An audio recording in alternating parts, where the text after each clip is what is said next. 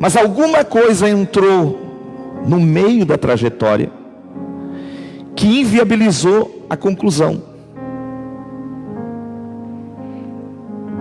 que não permitiu que aquilo fosse terminado. E falando, eu tenho certeza que você talvez está pensando que você já passou em algum lugar e já viu algo semelhante a isso. Algo que começou, mas não terminou. E a Bíblia vai nos mostrar que importante, ou tão importante quanto começar, é você terminar o que você começou. Quantos casamentos começam bem, mas não terminam? Porque alguma coisa faltou. Quantas empresas começaram bem, mas de repente surgiu alguma situação e ela não concluiu. E eu comecei a observar que a Bíblia está cheia de exemplos de pessoas que começaram bem, mas terminaram mal. Foram explícitos de tal forma que todos nós possamos ter o conhecimento a fim de não aprender a errar como alguns erraram. Então a Bíblia faz questão de registrar também o negativo. Para quê? Para que a gente possa aprender. Amém? Aprender.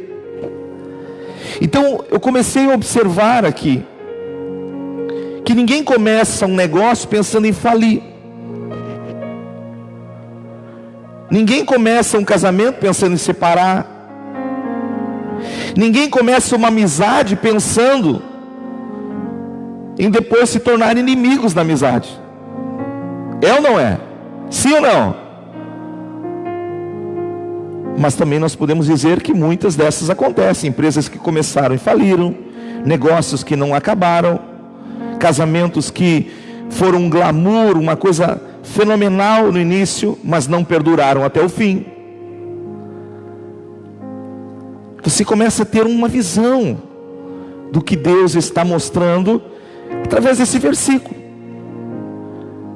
Melhor é o fim das coisas do que o princípio. E aí eu comecei a observar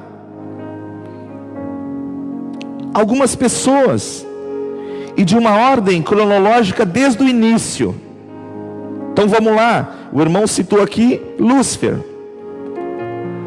Quem foi esse cidadão? O que ele fazia? Se você olhar a Bíblia, vai dizer que ele era um querubim ungido de Deus.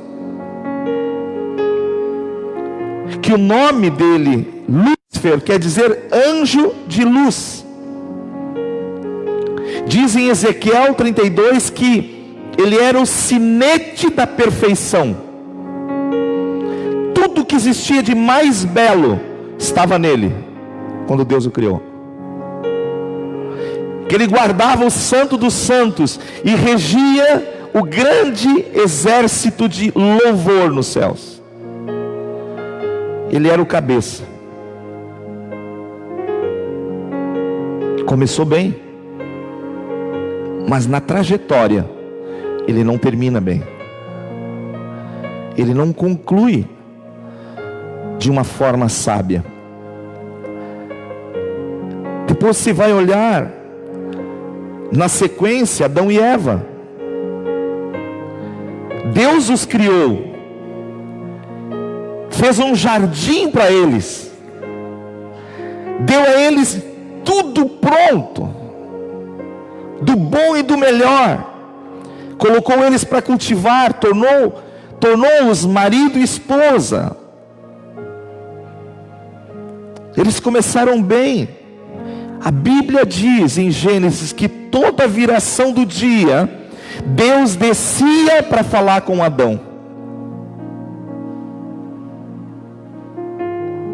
Olha o que a Bíblia diz.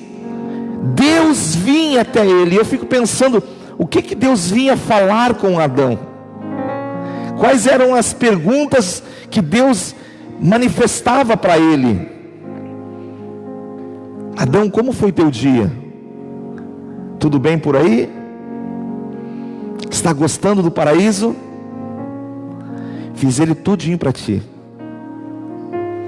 exclusivamente para você. Te entreguei ele nas tuas mãos para você viver nele. Não um dia, não 2 dias, mas para você ser eterno nele. Mas a Bíblia diz que Adão não conseguiu concluir a sua vida no paraíso. Ele foi expulso do paraíso. Por quê? Os porquês da vida. E eu fiquei olhando como tem exemplos, e a Bíblia mostrou isso. Se nós formos para o Novo Testamento, Jesus chama 12 para andar com Ele. Você imagina essa cena assim, como nós estamos aqui agora? E Jesus chega na frente assim: Ted, vem cá, Samuel, Roosevelt. Eu chego a me arrepiar. E a gente diz: Jesus me escolheu. No meio desse bando todo, eu fui privilegiado. Deve ter alguma coisa boa em mim que Ele olhou. Ele me chamou. E eles começaram a caminhar com Jesus por 3 anos. Perguntas bobas, orgulho, vaidade, se discutiam coisas no meio deles. Quando chega o tempo da conclusão daquilo que Deus enviou Jesus para fazer, um deles é reprovado. Judas começa bem. Ele tem o privilégio de sentar à mesa com Jesus. Ele tem o privilégio de participar do que Jesus tinha feito. Mas ele não consegue chegar até o final naquilo que Jesus queria para a vida dele.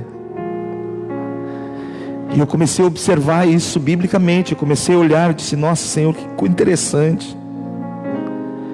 Mas aí você vai além. Depois disso, tem um outro homem chamado Saulo. E esse não começa bem, porque a Bíblia diz em Atos que esse começou perseguindo a igreja. Começou falando mal dos discípulos, querendo prender, matar. E de repente este, que não começa bem, ele se encontra com Jesus. E ele vai até o final. E ele mostra que é possível nós irmos até o final. E eu comecei a observar, eu disse: interessante, que ele vai escrever a carta a Timóteo, e ele vai dizer: combati o bom combate, acabei a carreira, guardei a fé. Significa, passei por todos os estágios que precisava passar, e cheguei até o final. E agora ele diz: estou pronto para receber a coroa da glória, a qual não somente a mim foi dado o direito, mas todo aquele que crê e for até o fim. Olha que interessante isso, queridos. E eu comecei a observar aqui, interessante que eu queria falar de uma outra pessoa. Se nós temos exemplos negativos de Lúcifer, nós temos negativos de Adão, de Judas, nós temos um exemplo positivo de Saulo, qual Deus transformou e chamou de Paulo. A última pessoa pelo qual quero falar agora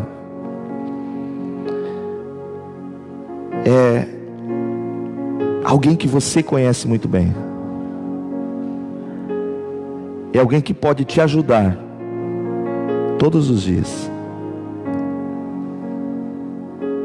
para você chegar aonde Deus quer que você chegue. E esse alguém é você mesmo. Você. Como você tem conduzido as coisas de Deus na tua vida? Todos nós acordamos pela manhã e temos de Deus a mesma dádiva de vida, mas as nossas escolhas podem ser diferentes. Um pode acordar de manhã já com o pensamento dizendo: Senhor, mais um dia de luta e desafio, eu venho a Ti, eu entendo que Tu és o autor da vida, eu dependo de Ti. O outro pode acordar, tomar o café e sair sem falar com Deus. As escolhas somos nós quem fazemos. Nós temos sim a decisão de conduzir a nossa vida até o final. Judas caminhando com Jesus, vendo o procedimento de Jesus, como eu e você, que caminhamos todo dia com Jesus, e sabemos o procedimento de Jesus. Pastor, como é que Jesus pensa? Está na tua mão o pensamento de Jesus. Esse livro que você carrega é o pensamento de Deus. Esse livro que você carrega, que eu carrego, mostra como Deus pensa em relação a qualquer assunto que nós somos levantar ou tentar discutir. Deus já falou sobre ele. Então significa, se eu quero chegar até o fim, eu preciso dar atenção para este livro que vai me conduzir, que vai me orientar, que vai me mostrar que eu posso me ajudar, se eu desejar, se eu querer submeter a minha vontade à vontade de Deus. Porque quando Deus falou com Adão, Deus disse para ele: de todo fruto do jardim comerás livremente, mas do fruto do conhecimento do bem e do mal, desse não comerás. Mas o fruto estava ali no jardim, estava ali. Caberia a ele o discernimento e o entendimento de que o que Deus falou eu preciso zelar, e eu preciso aceitar na minha vida como instrução de vida. Talvez foi por isso que alguns homens não conseguiram, porque menosprezaram a palavra do Criador. Diga comigo: eu preciso dar mais atenção à palavra de Deus. Amém? A palavra de Deus. E eu comecei a observar aqui algumas coisas interessantes. O que fazer? O que eu preciso fazer para que eu possa chegar lá no final? A Bíblia fala em Atos de um homem chamado Filipe. Quando Filipe foi chamado pelos apóstolos para compor o diaconato na igreja primitiva, ele era um jovem, mas a Bíblia diz que ele era um jovem determinado, cheio do Espírito Santo, cheio da graça de Deus. Esse jovem mais tarde casou-se, teve filhos. Lá no final do livro de Atos, Paulo encontra ele agora com cabelo grisalho, barba branca, um senhor já com a idade avançada, mas continuava temente a Deus. Diz que as suas filhas eram profetisas, adoradoras. Manteve a sua casa plumada no princípio da palavra de Deus. O tempo passou, mas a sua mente, o seu coração permaneceram em Deus. Seria triste se lêssemos sobre ele e o que Deus fez através dele. Quando ele pregava, diz que endemoniados eram libertos, pessoas eram curadas, e mais tarde Deus tivesse que dizer: Filipe, infelizmente não chegou onde deveria de chegar. Mas o texto bíblico diz que ele foi até o final. Então significa que na trajetória eu preciso dar atenção a algumas coisas importantes. de Deus. Se você tem um lápis ou uma caneta, eu quero que você anote alguns princípios que eu quero te dar nessa noite. O primeiro deles: não seja indeciso. Não deixe que pessoas decidam por você. A Bíblia diz em Tiago 1,7 que aquele que necessita de sabedoria, peça a Deus, mas peça a Deus sem dúvidas. Porque um coração cheio de dúvidas é um coração que não consegue chegar aonde Deus quer que chegue. A fé é a convicção, a fé é a certeza. Por muitas vezes no meu coração vieram pensamentos para desistir do propósito de ser pastor, desistir da estrutura pastoral. Mas todas as vezes que veio esse sentimento dentro de mim, eu recorri àquele que me deu o chamado para estar com Ele, aquele que me chamou, aquele que me abençoou. E então eu repreendi aquela dúvida, e eu dizia: isso não vem de Deus. Deus me chamou, vai me fortalecer e vai me conduzir até o fim. Você não pode deixar que pensamentos dúbios pairem a tua mente. Será que é? Será que não é? Se Deus falou, guarde no teu coração e ande com a palavra que Deus te deu. Ah, queridos, qual foi o problema de Eva? Aceitou uma sugestão errônea, deixou a dúvida entrar no coração. Diga comigo: dúvida não procede de Deus. Amém? Não seja indeciso. Hoje nós temos uma geração, queridos, que se faz perguntas e ficam indecisos sobre o que fazer, qual profissão, qual curso. Defina em teu coração, fale com Deus e vá em busca, e vá até o final.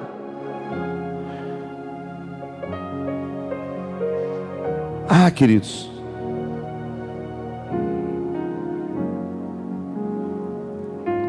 em Jó capítulo 22, a Bíblia diz: orarás a Ele, e Ele te ouvirás, e pagarás os teus votos. Determinarás tu algum negócio, e ser-te-á firme, a luz brilhará em teu caminho. Sabe que disse isto? E aí você pode depois ler todo o versículo 27 e 28, porque é extenso e grande. E esses homens tinham determinação e convicção do que Deus tinha falado com eles. E eu não estou falando em errar, queridos, porque às vezes errar algumas coisas não significa que nós temos que parar. Eu reconheço que nesses 6 anos eu errei algumas coisas, mas eu não parei. Quando eu lembro-me de Davi, e Davi errou, o que ele fazia quando ele errava?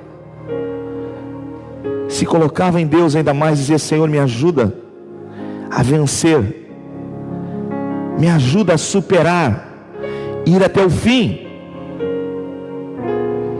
Então você começa a observar que a dúvida é uma coisa que tem aplacado muitos corações em chegar até onde deveriam chegar. Eu nunca tive dúvida de que Deus me levantou para ser um pastor. Eu nunca tive dúvida em relação a fazer as coisas para Deus. Aquilo que Deus coloca dentro de nós é a certeza. Dele vem a fé.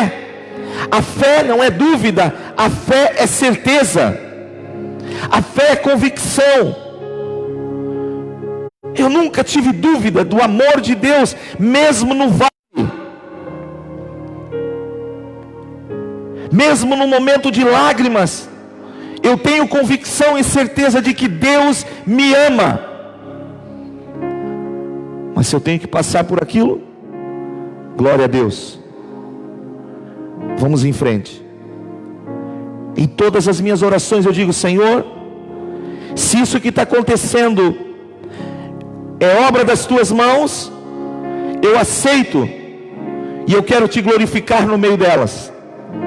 Mas se o que está acontecendo não é obra tua, é o inimigo querendo me destruir, eu rejeito isso pela fé.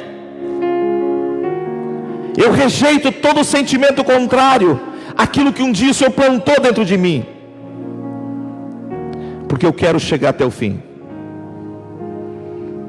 Eu não quero ficar prostrado.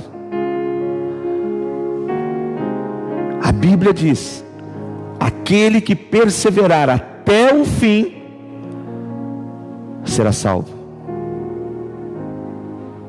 Então é um tempo de perseverança, de domínio de algumas coisas. Amém? E a gente precisa ter entendimento. Segundo ponto: declare com a tua boca coisas novas para você.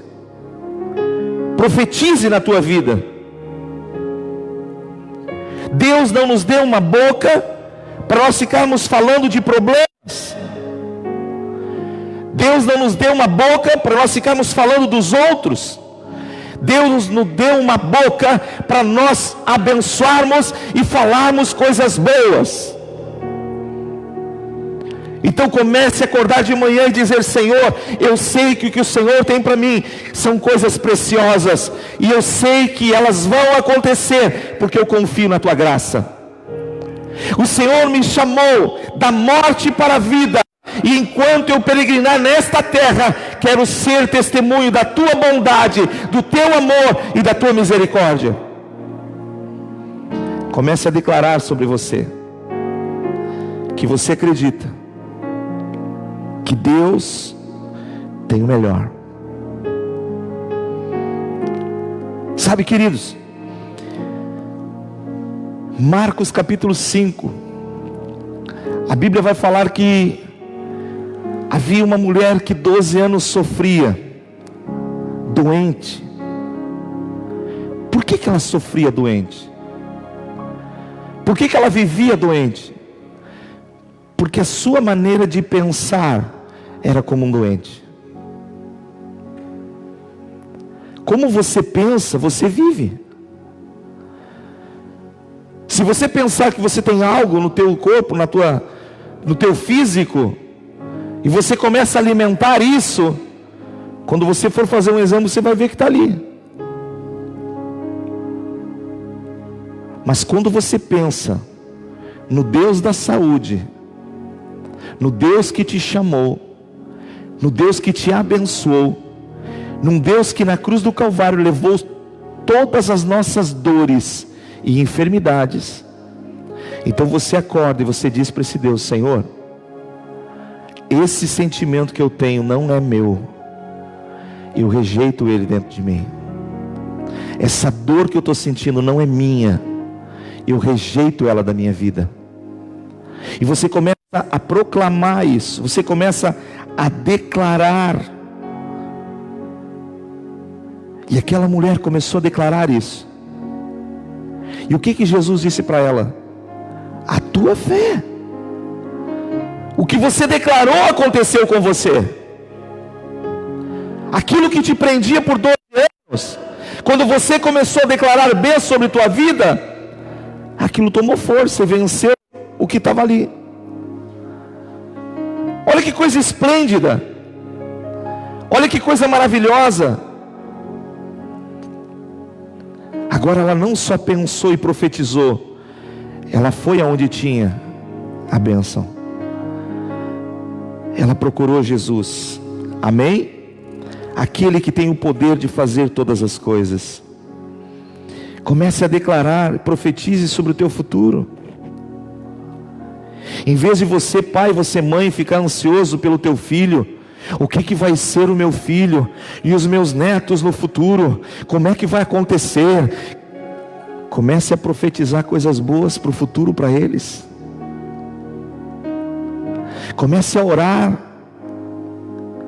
Comece a liberar palavras sobre a vida deles. Comece a dizer: Senhor, os meus filhos ainda estão pequenos, mas eu já estou dizendo que eu acredito que o Senhor vai colocar um partido na vida de cada um. Se for menino, o Senhor vai dar um varão cheio do teu espírito, vai cuidar, vai abençoar. Se for homem, vai dar uma esposa segundo o teu coração. Deus, desde já eu estou profetizando isso para o futuro. Nós temos isso, queridos, a Bíblia nos mostra muito claro.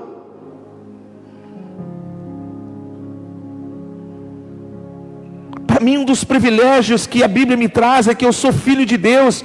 Eu posso penetrar nas entranhas do coração de Deus. A Bíblia diz que eu posso chamar à existência o que não existe. Por esse Deus que me deu o direito, na pessoa de Jesus, de viver com Ele. Mas pastor, por que as coisas não acontecem? Porque nós deixamos de profetizar coisas boas. Nos envolvemos somente com as dificuldades e com os problemas.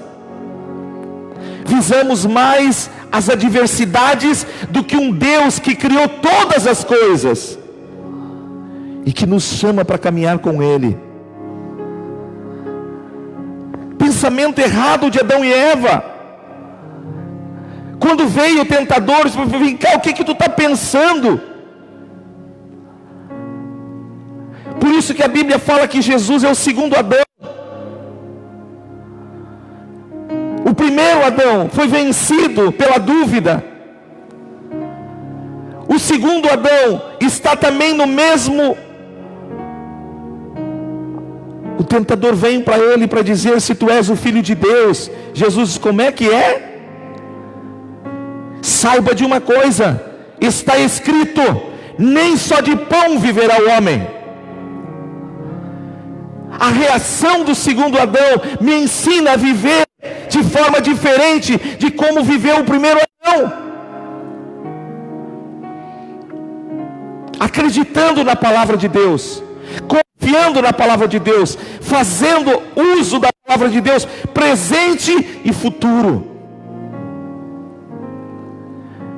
Eu oro a Deus, eu digo: Senhor, eu sei que Tu tens sido longânimo, Tu tens sido um abençoador na minha vida, mas Pai, eu creio que os meus filhos irão muito além do que eu tenho ido. Eu acredito que os meus netos irão muito além do que nós temos ido,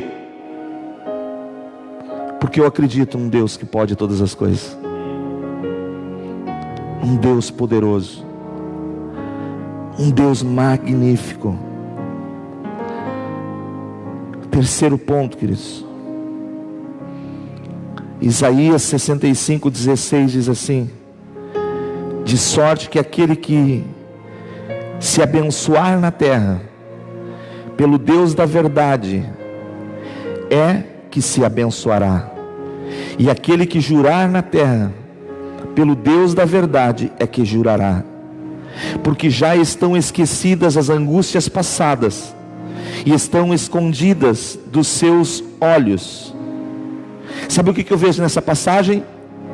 Que Deus me ensina que eu preciso me abençoar.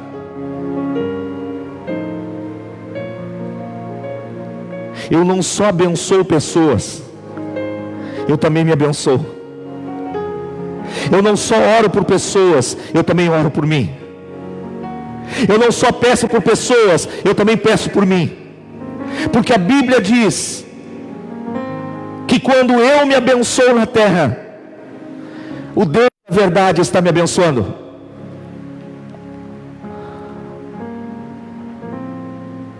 em reconhecer isso, essa grandeza de Deus, essa majestade de Deus. Ah, queridos, quando você vai ao livro de Joel, capítulo 2, verso 25, a Bíblia diz que era um caos que estava sendo vivendo aquele tempo. Pensa num caos que estava se vivendo. Mas o que Joel está dizendo? Restitui-vos-ei os anos que foram consumidos. Joel está dizendo que ele acreditava num Deus que estava tirando todas as coisas ruins e trazendo coisas boas. Ele acreditava que Deus podia mudar toda aquela situação, queridos. Enquanto muitos ficam olhando para o momento, o profeta estava olhando para o futuro e estava trazendo Deus para perto deles. Nós precisamos ser pessoas que acreditem naquilo que carregam dentro de si. Como assim, pastor Maurício? A Bíblia diz em 1 Samuel que quando Saul errou, em vez de ele se arrepender dos seus erros, ele endureceu o coração. Aí Deus levantou um outro homem chamado Davi. E Davi, diferente de Saul, conservava dentro dele a presença de Deus. Isso me ensina que o ambiente somos nós quem fazemos. Então a Bíblia diz que quando Saul estava perturbado, Davi chegava e pegava a sua harpa e começava a dedilhar a harpa. E quando ele começava a dedilhar a harpa, o Espírito Santo tomava aquele ambiente, e aqueles demônios perturbadores da vida de Saul tinham que ir embora. Presença de Deus. Presença de Deus. Significa, Davi tinha um entendimento muito claro: aonde eu vou, eu sou um gerador de bênção, eu sou um gerador de coisas boas, eu não sou um gerador de fofoca, eu não sou um gerador de intrigas, eu não sou um gerador de divisão, eu sou um gerador da presença gloriosa de Deus. E isso te mantém até o fim. Quando você cultiva isso dentro de você. Ah, Paulo tinha isso no coração. A presença de Deus era tudo para eles. A presença de Deus tem que ser tudo para nós, meu irmão. Se nós queremos chegar até o fim, como Paulo disse: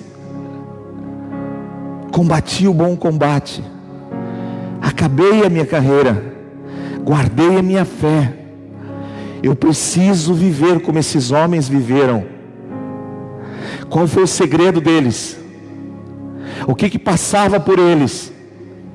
Eles curtiam a presença de Deus. Nada mais tinha valor. Exatamente o que o irmão José falou. Por que trazer a casa do tesouro? Ela não é casa do tesouro porque eu estou trazendo o tesouro. Ela não é casa do tesouro porque eu estou trazendo dinheiro. Ela é a casa do tesouro porque não há tesouro maior do que a presença gloriosa do nosso Deus. E é onde nós recebemos dele, é onde nós somos edificados por ele, é onde nós nos abastecemos dele, para viver por meio dele e para ele. Então nosso coração se mantém aquecido nesse Deus, nesse Deus glorioso, desse Deus tremendo. Sabe, ambientes de milagre precisam ser criados. E quem é que cria o ambiente de milagre? Não é Deus, somos eu e você. Somos nós que criamos um ambiente favorável a Deus se manifestar, prazeroso a Deus se manifestar. Somos nós. Quando cultivamos a presença dele em nosso coração. Quantos querem chegar até o final? Ah, meu irmão, para nós chegarmos ao final, nós precisamos conservar a nossa fé. Para nós chegarmos até o final, nós não podemos deixar dúvida entrar dentro do nosso coração. Não deixe. Não deixe. João Batista foi separado no ventre da sua mãe. Ele foi o precursor da vinda de Jesus, o último profeta que antecedeu Cristo. Mas quando ele foi preso, ele chama um dos seus discípulos e diz: vai lá, pergunta para Jesus se ele é mesmo o Messias que havia de vir. Ele estava com dúvida. E Jesus olha e diz: voltem e avisem para João. Os cegos enxergam, os coxos andam, aos pobres é pregado o reino dos céus. Diz para João que o reino de Deus chegou, eu sou o Messias. Mas tinha dúvida no coração daquele homem. Nós não podemos deixar que a dúvida entre na nossa vida. Ah, meu irmão,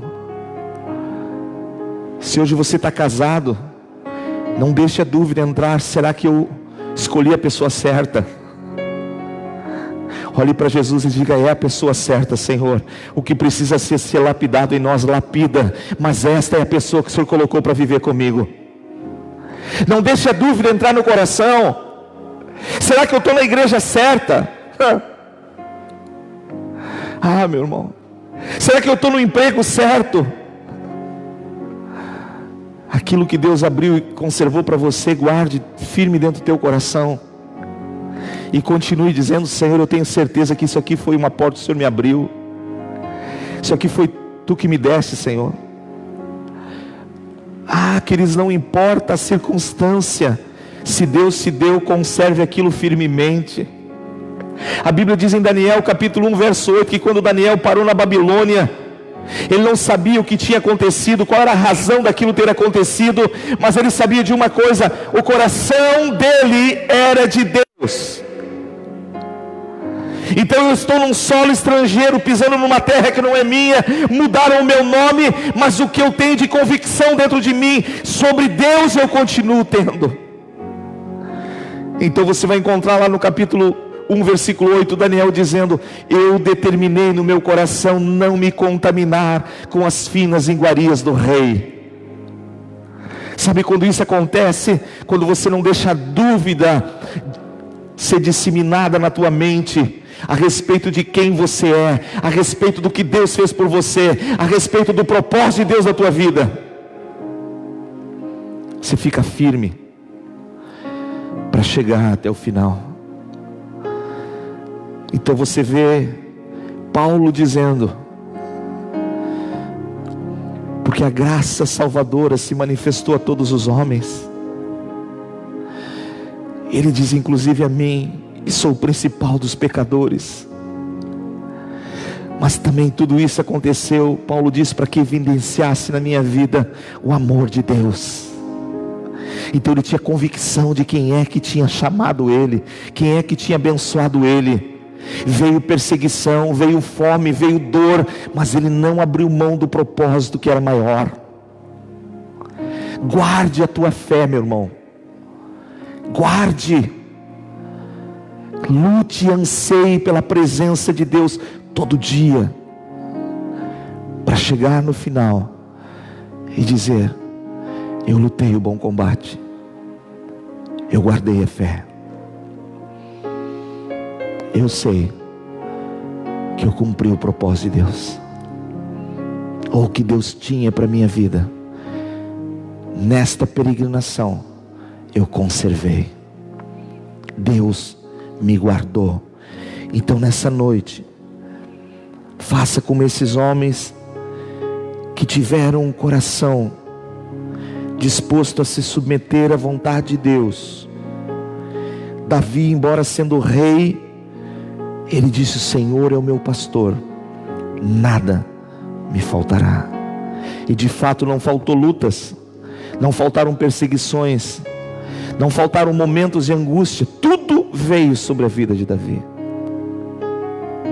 Mas acima de tudo, veio o prazer dele estar com Deus. Então ele compôs e disse: um dia nos teus átrios vale mais do que 1000. Ah, queridos, o prazer de estar com Deus era maior do que tudo.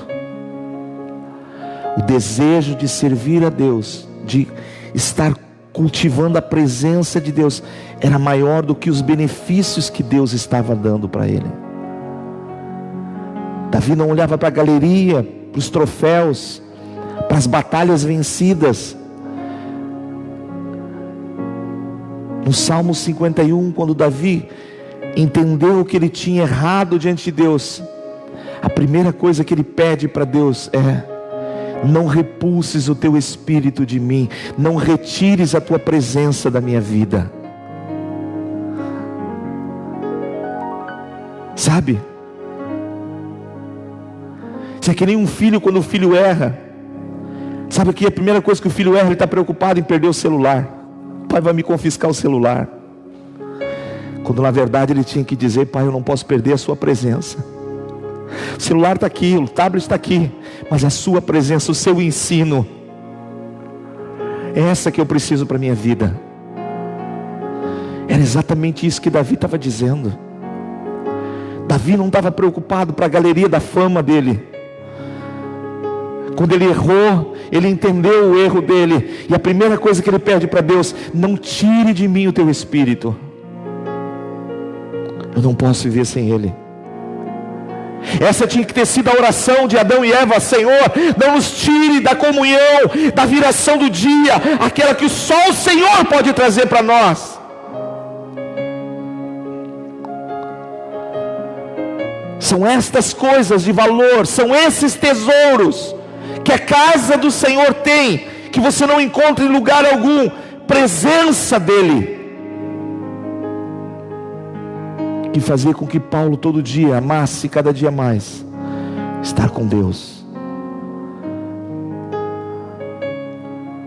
Sabe por que às vezes nós nos aborrecemos? Porque nós deixamos o aborrecimento ser mais do que a presença de Deus. Quando não pode. Então nessa noite, diga para Deus: Senhor, pega minha mão, eu quero chegar até o fim. Diga: Senhor, eu quero levar toda a minha família junto comigo. Eu não quero ficar parado. Eu não quero me prostrar e parar, ou ser vencido por mim mesmo. Muito pelo contrário, eu quero me ajudar a chegar até o final. Quantos desejam isso nessa noite? Feche os teus olhos, curve a tua cabeça.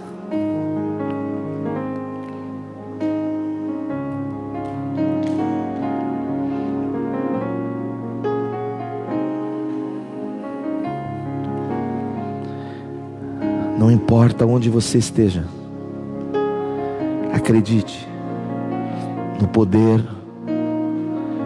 maravilhoso do Senhor, na presença dEle, que quer nos acompanhar, não um dia, não 2 dias, mas todos os dias. Todos os dias. Não há prazer maior do que você ver a tua família toda envolvida com Deus. Não há prazer maior do que você ver tua família, que você investiu lágrimas, servindo a Deus e dando o seu coração para Deus. É o maior tesouro que você pode colocar na vida de um filho. Não é um tênis Nike, não é dar uma Ferrari para ele, ainda que sejam coisas boas, mas é você dar a presença de Deus para ele. A presença de Deus vale mais do que você imagina. Em 1992, eu morava em São Leopoldo. O Everton tinha 4 anos. Esse que está agora aqui, pastor, que Deus usa nas suas pregações, que está crescendo em Deus, ele tinha 4 anos. O Josiel estava na forma, sendo preparado. Eu trabalhava com vendas, mas eu já tinha meu coração aquecido em Deus. Eu já entendi o que Deus queria fazer comigo. Um dia eu saí com minha pasta para trabalhar, como fazia todo dia. Uma segunda-feira, eu chego ali naquela região conhecida como Morro do Espelho, uma das áreas mais nobres de São Leopoldo. Quem conhece sabe. É perto ali do Amadeu Rossi, onde fica a fábrica de armas. É um dos melhores bairros de São Leopoldo. Tinha um supermercado que eu ia atender ali na segunda de manhã. Quando eu cheguei ali, esse mercado estava fechado, porque tinha dado uma ocorrência. Havia sido baleado uma pessoa na frente do mercado. Quando eu chego ali, está um homem dentro daquele mercado, chorando, pedindo para o dono do estabelecimento ajudá-lo. E eu cheguei mais próximo para poder entender o que estava acontecendo. E aquele pai disse: eu não esperava que o meu filho fosse fazer uma coisa dessas. O filho daquele homem estava assaltando aquele mercado, quando um policial militar estava saindo do quartel, que é poucos metros dali. Ele tinha ido no quartel, tirado seu dia de descanso, mas ele estava voltando fardado para casa, caminhando a pé na rua. E quando eles estavam assaltando, que eles saíram do mercado, eles acharam que era a polícia que estava para prendê-los, e eles atiraram e mataram aquele rapaz. A polícia prendeu logo em seguida. O pai era um morador daquele bairro, um homem rico. O pai soluçava dentro daquele mercado e dizia: fazem 30 dias que eu dei um carro zero para o meu filho. Ele não precisava fazer isso. Nunca faltou dinheiro para ele. E pela primeira vez eu, um jovem trêmulo, cheguei do lado daquele pai e disse: pai, não é dinheiro que ele precisa. Ele precisa de Deus. A tua família precisa de Deus. Às vezes a gente acha que o presente, ele é tudo. E nós achamos que o presente, ele vai suprir a nossa ausência. Então o pai viajava muito, e ele se contentava de dar presente para o filho. Naquele mês ele deu um carro zero. Mas ele não sabia que o filho estava envolvido numa vida promíscua. Um jovem de 17 anos para 18 anos. O que nós precisamos é a presença de Deus, queridos. E como pai, busca a presença de Deus, para trazer a presença de Deus na tua vida e para o ambiente familiar da tua casa, você poder dar para os teus filhos a presença de Deus. Porque essa vai gerar temor. A presença de Deus vai te levar a lugares que a vida não poderia te levar sozinho. A presença de Deus é tudo. Conserve a presença de Deus. Pastor, eu já tenho isso, então conserve isso. Não deixe isso sair da tua vida. Lute por esta presença todo dia. Todo dia. Coloque a mão em teu coração nesta noite e diga comigo assim: Deus, a tua presença é o maior presente que eu posso ter ganhado nesta terra. Diga: Jesus, Lúcifer teve a tua presença e não valorizou-a. Diga: Jesus, Adão e Eva tiveram a tua presença e não valorizaram. Diga: Jesus, Judas teve a tua presença e não valorizou. Diga: Jesus, hoje eu tenho a tua presença, me ajuda a valorizar a tua presença. Porque não somente Deus, como começou a minha vida, eu quero que ela termine bem, eu quero chegar até o final. E a tua presença é tudo para mim. A tua presença é tudo para mim. A tua presença é tudo para mim. Não tem como nós chegarmos até o final se nós não conservarmos a presença de Deus. A presença de Deus. Eu já vi jovens que subiram no altar, que um dia cantaram, que um dia tocaram bateria, que um dia tocaram violão, que um dia ministraram, mas eles não conservaram a presença de Deus.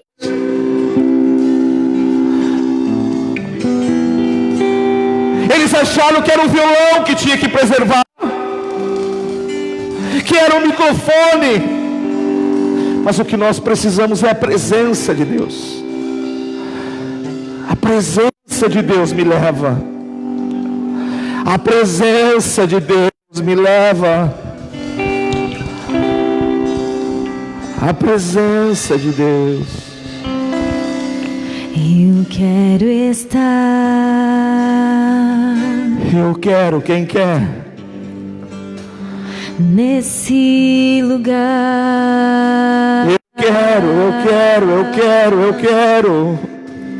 Onde o pecado é perdoado. Eu quero. As culpas são levadas. Sim, Jesus. Sim, Jesus. Eu quero estar neste lugar, Senhor. Nesse lugar. Sim, Jesus. Onde o amor não se esfrie e o fogo não se ficar de pé agora.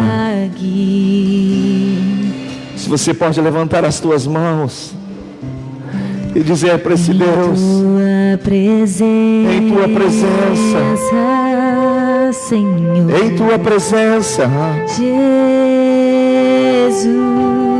em tua presença,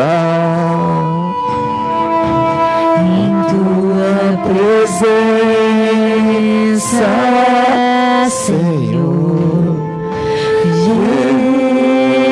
Jesus. Diga para ele assim: Santo Espírito,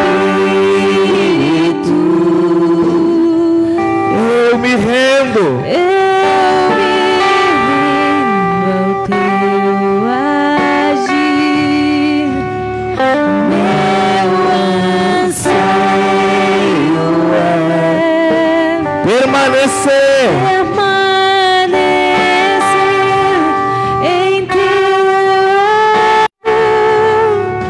em tua presença, Senhor, em tua presença,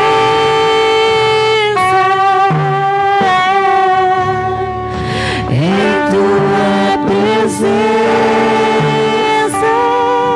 Senhor, em tua presença.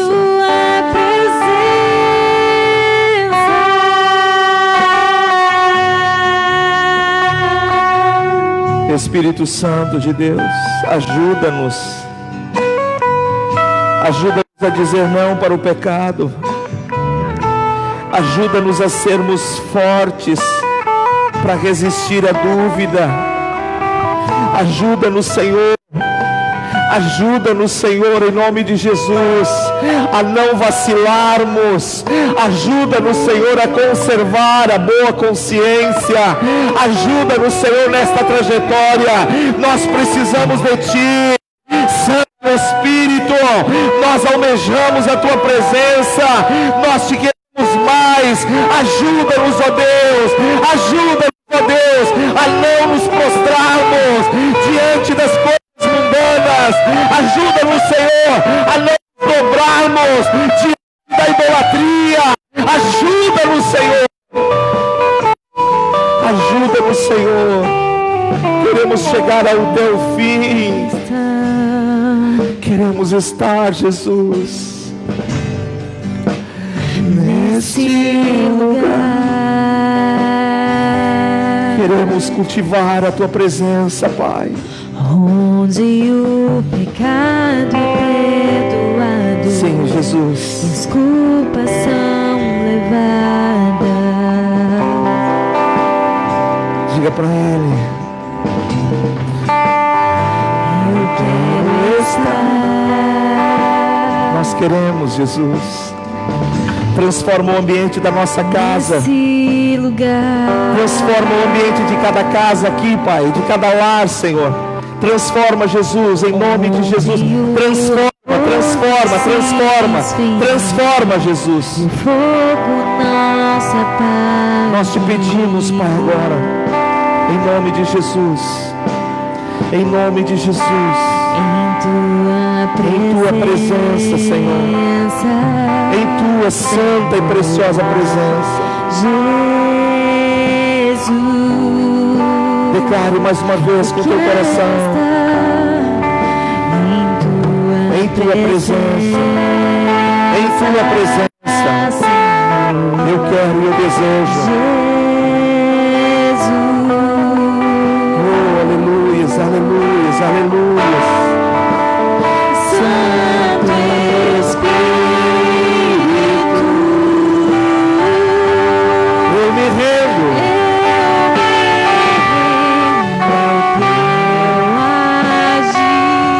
Tua presença, Pai. Permanecer neste lugar, no teu amor, em tua presença, Senhor, em tua presença, em tua presença, Senhor, em tua presença,